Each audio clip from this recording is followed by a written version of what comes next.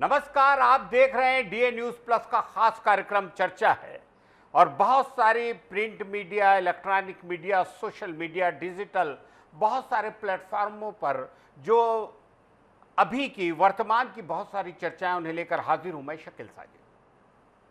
उत्तर प्रदेश की राजधानी लखनऊ में एक भीषण अग्निकांड ने पूरे देश को झकझोर दिया। एक रिहायशी इमारत में चल रहे एनिमेशन ट्रेनिंग सेंटर में लगी आग ने 15 लोगों की जान ले ली, जिनमें ज्यादातर छात्र बताए जा रहे हैं। आग इतनी भयावह कि कई लोग धुएं में फंस गए और बाहर निकलने का मौका तक नहीं मिला। हादसे के बाद प्रशासन ने बड़ी कार्रवाई करते हुए कई अधिकारियों को निलंबित कर दिया। जानकारी के मुताबिक आग उस इमारत में लगी जहां रिहायशी भवन के अंदर एनिमेशन और कंप्यूटर ट्रेनिंग सेंटर संचालित किया जा रहा था। दोपहर के वक्त अचानक आग भड़क उठी और देखते ही देखते पूरी बिल्डिंग धुएं से भर गई। देखने वालों के मुताबिक कुछ छात्रों ने अपनी जान बचाने के लिए खिड़कियों और रेलिंग का सहारा लिया, जबकि कई लोग अंदर ही फंस गए। आग और धुएं के बीच चीख पुकार मच गई। कुछ छात्रों ने ऊंचाई से छलांग लगाकर अपनी जान बचाई, लेकिन कई लोग बाहर नहीं निकल सके। हादसे में जान गंवाने वालों में 24 वर्षीय सुखमणि सिंह भी है। वहीं फैजान नामक छात्र ने आखिरी बार अपने भाई को फोन कर मदद की गुहार लगाई। उसने कहा, भैया बचा लो, यहाँ धुआं भर गया। इसके बाद फोन कट गया और उससे संपर्क नहीं हो सका। आंखों देखी बताने वाले छात्रों ने कहा कि पहले जलने की गंध आई और फिर कुछ ही मिनटों में धुआं पूरे फ्लोर पर फैल गया। बाहर निकलने का रास्ता बंद होने के कारण लोग इधर उधर भागते रहे। हादसे के बाद प्रशासन ने बड़ी कार्रवाई की है। जमीन के मालिक समेत कई लोगों के खिलाफ मामला दर्ज है। मुख्य आरोपियों को गिरफ्तार कर लिया गया है। मुख्यमंत्री योगी आदित्यनाथ के निर्देश पर लखनऊ विकास प्राधिकरण के 4 अधिकारियों को निलंबित कर दिया गया है। प्रारंभिक जांच में इमारत के उपयोग और सुरक्षा मानकों को लेकर गंभीर लापरवाही बताई जा रही है। मामले की जांच के लिए विशेष जांच दल एसआईटी का गठन है। लखनऊ का यह अग्निकांड कई सवाल छोड़ गया है। क्या सुरक्षा नियमों का पालन? क्या रिहायशी इमारत में ऐसे संस्थान चलाने की अनुमति थी? इन सवालों के जवाब जांच के बाद आएंगे। फिलहाल 15 परिवार अपने प्रियजनों, बच्चों को खोने के दर्द से गुजर रहे हैं। यह हादसा सुरक्षा मानकों के अनदेखी के खतरनाक नतीजों की चेतावनी बनकर सामने आया।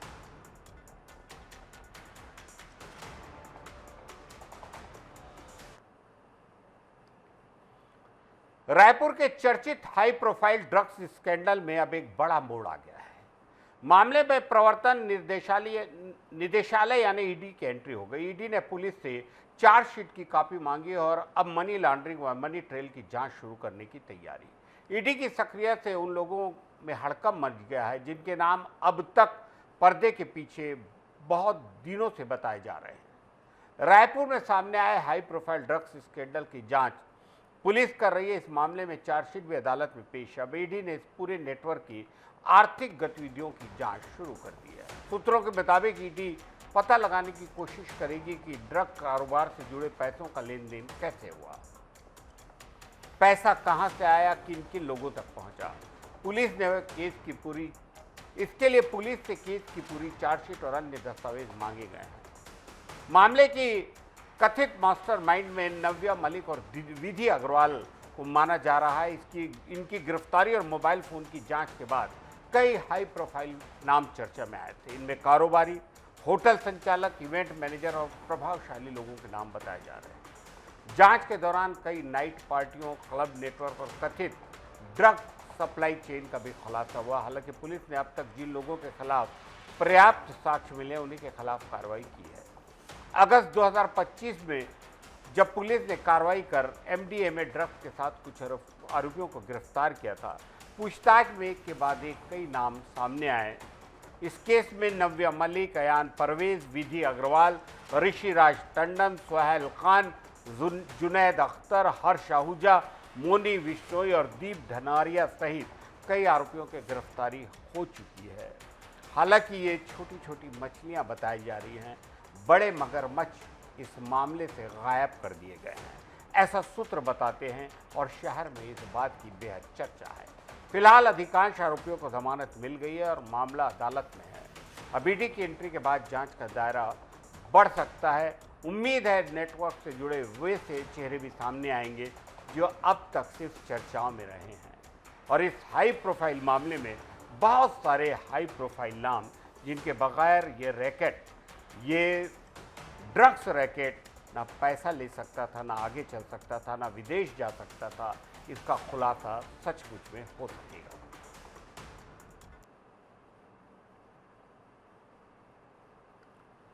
बस्तर के विकास की दिशा में एक ऐतिहासिक कदम उठ गया है। वर्षों से प्रतीक्षित दल्ली राजरा राव घाट जगदलपुर रेल परियोजना ने अब रफ्तार पकड़ ली है। राव घाट से लौह अयस्क लेकर पहली मालगाड़ी भिलाई के लिए रवाना हो गई है। इस उपलब्धि को बस्तर और अबुझमाड़ के विकास की नई शुरुआत माना जा रहा है। नारायणपुर जिले के रावघाट खदान क्षेत्र से पहली बार लौह अयस्क से भरी मालगाड़ी भिलाई के लिए रवाना हुई। इंजन और रेक के सफल ट्रायल के बाद नियमित माल परिवहन का रास्ता लगभग साफ हो गया है। दशकों तक नक्सल प्रभावित क्षेत्र के रूप में पहचाने इस इलाके में अब विकास की रेल दौड़ती नजर आ रही है। पहली मालगाड़ी के संचालन ने यह संकेत दिया है कि बस्तर अब पिछड़ेपन की छवि से निकलकर औद्योगिक और आर्थिक प्रगति की ओर तेजी से बढ़ रहा है। रावघाट खदान देश के महत्वपूर्ण लौह अयस्क भंडारों में गिनी जाती है। यहां से निकलने वाला उच्च गुणवत्ता का लौह अयस्क अब सीधे रेल मार्ग से भिलाई स्टील प्लांट तक पहुंचेगा। इससे परिवहन लागत कम होगी, समय की बचत होगी और भिलाई इस्पात संयंत्र को जो कच्चा माल दल्ली राजा से जाता था उसकी आगे भी नियमित आपूर्ति सुनिश्चित होगी। सड़क मार्ग पर भारी वाहनों का दबाव कम होगा, लौह अयस्क परिवहन अधिक सुरक्षित सुगम होगा। रेल संपर्क शुरू होने से बस्तर क्षेत्र को आर्थिक गतिविधियों को बड़ा बल मिलेगा। उद्योग, व्यापार और निवेश के नए अवसर खुलेंगे। स्थानीय युवाओं के लिए रोजगार के रास्ते। परियोजना के पूर्ण रूप से शुरू होने के बाद खनन, परिवहन, लघु उद्योग और सेवा क्षेत्र से जुड़े हजारों लोगों को प्रत्यक्ष और अप्रत्यक्ष लाभ मिलेगा। इससे नारायणपुर, कांकेर, अंतागढ़ और आसपास के क्षेत्रों में आर्थिक विकास की गति तेज होगी। मालगाड़ियों के सफल संचालन के साथ ही अब स्थानीय लोगों की लंबे वक्त से चली आ रही यात्री ट्रेनों की मांग भी मजबूत हुई है। लोगों को उम्मीद है कि आने वाले वक्त में रेल लाइन पर नियमित यात्री सेवाएं शुरू होंगी, जिससे इस क्षेत्र में शिक्षा, स्वास्थ्य, व्यापार और पर्यटन को नई मजबूती मिलेगी। रावघाट से भिलाई तक पहली मालगाड़ी का सफर सिर्फ लौह अयस्क का परिवहन नहीं, बल्कि बस्तर के विकास, रोजगार और नई संभावनाओं की यात्रा है। आने वाले वर्षों में रावघाट, दल्ली राजरा, भिलाई के बीच चलने वाली ये मालगाड़ी, लोहे से भरी ये यात्री ट्रेनें इस पूरे क्षेत्र की तस्वीर बदलने का ख्वाब पूरा करेंगी।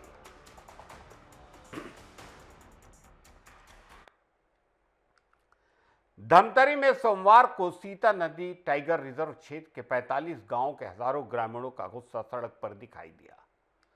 बुनियादी सुविधाओं की मांग को लेकर ग्रामीणों ने कलेक्ट्रेट का घेराव किया। हालात ऐसे बने कि पुलिस के कई बैरिकेड्स टूट गए और प्रशासन को अतिरिक्त पुलिस बल लगाना पड़ा। आखिरकार कलेक्टर के आश्वासन के बाद प्रदर्शन समाप्त हुआ।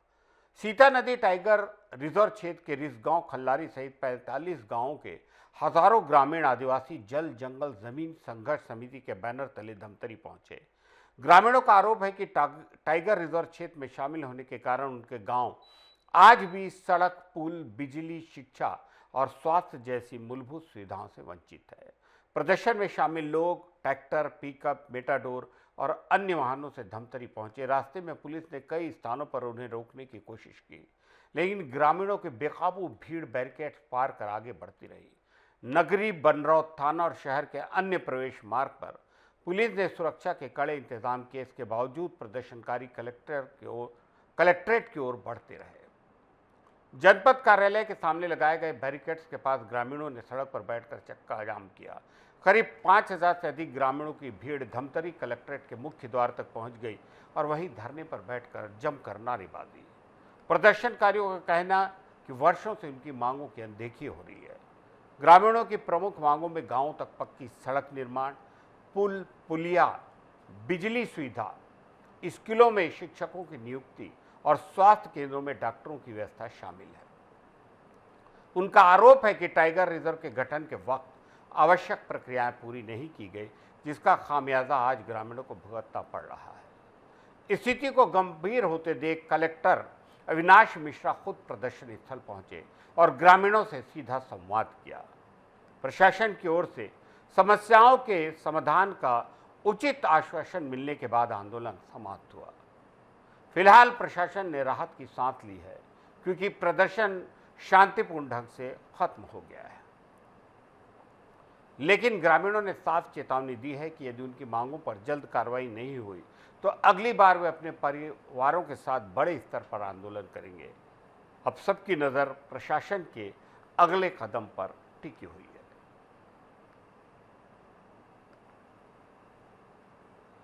है। आज जब पूरी दुनिया आर्टिफिशियल इंटेलिजेंस की चर्चा कर रही है, तब उस वैज्ञानिक को याद करना जरूरी है जिसने लगभग 90 साल पहले इसकी नींव रखी। ब्रिटिश गणितज्ञ एलन ट्यूरिंग की, जिन्हें आधुनिक कंप्यूटर विज्ञान और एआई का जनक मानते हैं। उनकी सोच और खोजों ने तकनीक की दुनिया को बदल दिया।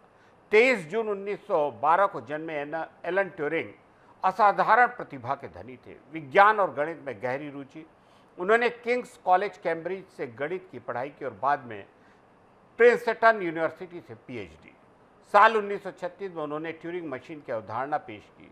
काल्पनिक गणनात्मक मशीन थी जिसने यह सिद्ध किया कि कोई भी मशीन निर्देशों का पालन करते हुए जटिल गणनाएं कर सकती है।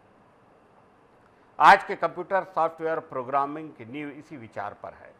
द्वितीय विश्व के दौरान एलन ट्यूरिंग ने इतिहास रच दिया। नाज़ी जर्मनी अपने गुप्त संदेशों के लिए एनिग्मा मशीन का इस्तेमाल करता था, जिसके कोड को रूट मानते थे। ट्यूरिंग और उनकी टीम ने द बॉम्बे नामक मशीन विकसित की, जिसने एनिग्मा कोड को तोड़ने में अहम भूमिका निभाई। इससे मित्र राष्ट्र जर्मनी के गुप्त संदेश पढ़ सके। इतिहासकारों का मानना कि इस उपलब्धि ने युद्ध को लगभग 2 साल छोटा कर दिया और लाखों लोगों की जान बच गई। 1950 में ट्यूरिंग ने एक महत्वपूर्ण शोध पत्र प्रकाशित किया। उन्होंने सवाल उठाया, क्या मशीनें सोच सकती हैं? इसी के साथ उन्होंने ट्यूरिंग टेस्ट का विचार दिया। यह परीक्षण आज भी एआई की दुनिया में एक महत्वपूर्ण मानक मानते हैं। दिलचस्प बात कि ट्यूरिंग केवल वैज्ञानिक ही नहीं, एक बेहतरीन एथलीट भी थे। ब्रिटेन के ओलंपिक ट्रायल तक में हिस्सा लिया। एआई, कंप्यूटर विज्ञान और आधुनिक तकनीक की दुनिया जिस मुकाम पर आज खड़ी है, उसकी बुनियाद एलन ट्यूरिंग ने बरसों पहले रख दी थी। यही वजह है कि आज भी एलन ट्यूरिंग को तकनीकी क्रांति का सबसे बड़ा अग्रदूत माना जाता है। देश की सबसे बड़ी मेडिकल प्रवेश परीक्षा नीट को लेकर एक बार फिर बड़ा फर्जीवाड़ा सामने आया है। बिहार में आयोजित परीक्षा के दौरान साल्वर गैंग का खुलासा हुआ है, जिसने बायोमेट्रिक सिस्टम में सेंध लगाकर असली अभ्यर्थियों की जगह फर्जी छात्रों को परीक्षा में बैठा दिया। पुलिस ने इस मामले में अब तक करीब 40 लोगों को गिरफ्तार कर लिया है, जिनमें मेडिकल छात्र, बायोमेट्रिक एजेंसी के कर्मचारी और गिरोह के सदस्य शामिल हैं। रविवार 21 जून को ही नीट यूजी परीक्षा के दौरान बिहार पुलिस को बड़े पैमाने पर गड़बड़ी की सूचना मिली। जांच शुरू हुई तो सामने आया एक संगठित साल्वर गैंग ने पूरी परीक्षा व्यवस्था को चुनौती देते हुए बायोमेट्रिक सत्यापन प्रक्रिया में सेंध लगाई। वास्तविक परीक्षार्थियों की जगह कम से कम 9 फर्जी छात्र परीक्षा केंद्रों में बैठकर पेपर दे रहे थे। ये सभी कथित साल्वर मेडिकल कॉलेजों में पढ़ाई करने वाले छात्र बताए जा रहे हैं, जिन्हें परीक्षा पास कराने के लिए नियुक्त किया गया था। जांच में सामने आया कि पावापुरी मेडिकल कॉलेज राजगीर का छात्र रविशंकर इस पूरे नेटवर्क का कथित मास्टरमाइंड था। विभिन्न मेडिकल कॉलेजों के छात्रों को साल्वर के रूप में उसने तैयार किया और ऐसे अभ्यर्थियों की तलाश की जो मेडिकल कॉलेज में प्रवेश के लिए बड़ी रकम खर्च करेंगे। पुलिस का दावा है कि गिरोह ने बायोमेट्रिक सत्यापन से जुड़े कर्मियों की मदद से फर्जी अभ्यर्थियों को परीक्षा केंद्र में प्रवेश दिलाया। असली और नकली परीक्षार्थियों की पहचान प्रक्रिया को प्रभावित किया। मामले में गिरफ्तार लोगों में मेडिकल छात्र, बायोमेट्रिक एजेंसी के कर्मचारी और एक मूल परीक्षार्थी भी शामिल है। पुलिस इनसे लगातार पूछताछ कर रही है और नेटवर्क से जुड़े अन्य लोगों की तलाश में जुटी है। लखीसराय के एसडीपीओ शिवम कुमार के मुताबिक शुरुआती जांच में प्रत्येक अभ्यर्थी से 10 से 12 लाख रुपए तक की डील की बात आई है। इसमें कुछ रकम एडवांस ली गई है, जबकि बाकी पैसा चयन और दाखिले के बाद लिया जाना था। नीट जैसी राष्ट्रीय परीक्षा में सामने आया फर्जीवाड़ा एक बार फिर परीक्षा प्रणाली की पारदर्शिता पर सवाल खड़े कर रहा है। जांच एजेंसियों के सामने बड़ी चुनौती इस नेटवर्क की जड़ तक पहुंचकर उन सभी लोगों पर कार्रवाई करने की है जिन्होंने लाखों छात्रों के भविष्य के साथ खिलवाड़ किया है।